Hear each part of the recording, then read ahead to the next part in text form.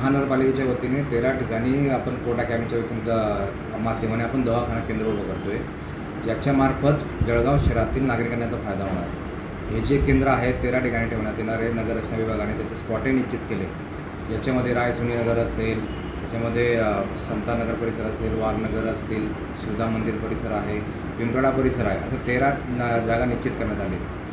याच्यामध्ये नागरिकांना त्या ठिकाणी मोफत आरोग्य लाभणार आहे. भविष्यामध्ये ज्या शासनाच्या योजना आहेत, ज्या विविध प्रकारचे क्षयरोग असेल, गरोदर मातांची तपासणी असतील, लसीकरण असतील, त्या लोकांना त्या त्या ठिकाणी सुविधा मिळण्यात आपल्याला मदत होणार आहे. आशाताई त्या ठिकाणी बसणार आहेत, डॉक्टरांची टीम त्या ठिकाणी बसणार आहे. आणि जे पोर्टा कॅबिन आहे याच्यामध्ये खूप चांगल्या सुंदर पद्धतीने त्यामध्ये व्यवस्था करण्यात आली, ज्याच्यामध्ये डॉक्टरांची ओपडी आहे, त्याच्यामध्ये औषधांची फार्मसी रूम आहे, रिसेप्शन आहे आणि त्यामुळे टॉयलेट बाथरूम याची व्यवस्था करण्यात आली, जेणेकरून आलेल्या रुग्णाला त्या ठिकाणी फायदा झाला पाहिजे. आणि त्याच्या पलीकडे आम्ही त्या जो परिसर आहे त्या महानगरपालिकेच्या ओपन जागेवर आम्ही ठेवणार आहे.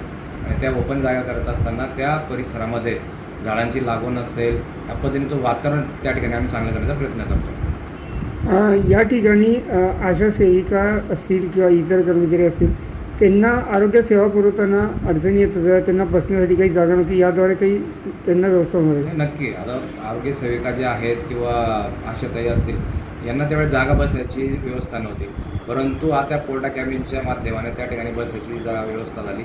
नागरिकांना संपर्क करण्यासाठी एक चांगला उपक्रम त्या ठिकाणी राबवण्यात येतो आहे. आणि जी योजना असेल त्या शासनाची योजना राबवताना आम्हालाही सहकार्य लाभेल आणि नागरिकांना त्या ठिकाणी कायमचा पत्ता, म्हणजे आम्हाला सांगायची गरज पडणार नाही की या ठिकाणी आहे असं. नागरिकांना एक सोपा पत्ता त्या ठिकाणी मिळेल आणि आरोग्याच्या बाबतीत जी योजना आहे ती नागरिकांना सरळ आणि सोप्या पद्धतीने उपलब्ध होईल. मी ऑलरेडी शिक्षण आणि आरोग्य क्षेत्रात काम करणारी व्यक्ती आहे.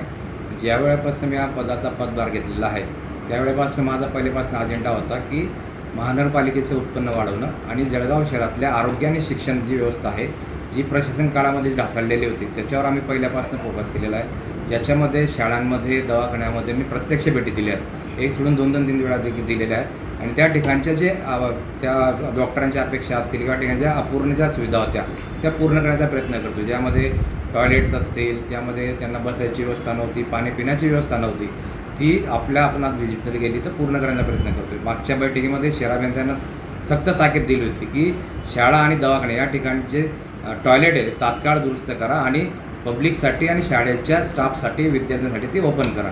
या पद्धतीने प्रशासनही त्या ठिकाणी कामकाज करतं आहे आणि तात्काळ शाळा सुरू होण्याच्या आधी आणि त्या ठिकाणचे आरोग्य केंद्र यांना जास्तीत जास्त लवकर आम्ही आरोग्य केंद्रात सुविधा देण्याचा प्रयत्न करतो. साधारण याची साईज काय असणार आहे पोटा कॅबिनची? एक साधारण किती निधी खर्च होणार आहे? पोटा कॅबिन जे आहे ते 40x10 आहे, ज्याच्यामध्ये सगळ्या सुविधा देतो आहे. त्याच्यामध्ये लाईट व्ही असेल, त्याच्यामध्ये टॉयलेट बाथरूम आहे, त्याच्यामध्ये डॉक्टरांची रूम आहे आणि त्याची साईज चांगल्या प्रकारे चांगली आहे. आणि त्याच्यामध्ये सुविधा सगळ्या मोफत उपचार त्या ठिकाणी मिळणार आहे, गोळ्या औषधापासून आणि सगळ्या योजनेचा लाभ त्या ठिकाणी मिळणार आहे. याच्यामध्ये देत असताना उद्देश हाच होता की त्या भागातल्या नागरिकांना जवळचं केंद्र मिळालं पाहिजे आणि त्याला तात्काळ त्या ठिकाणी उपचार मिळाले पाहिजे.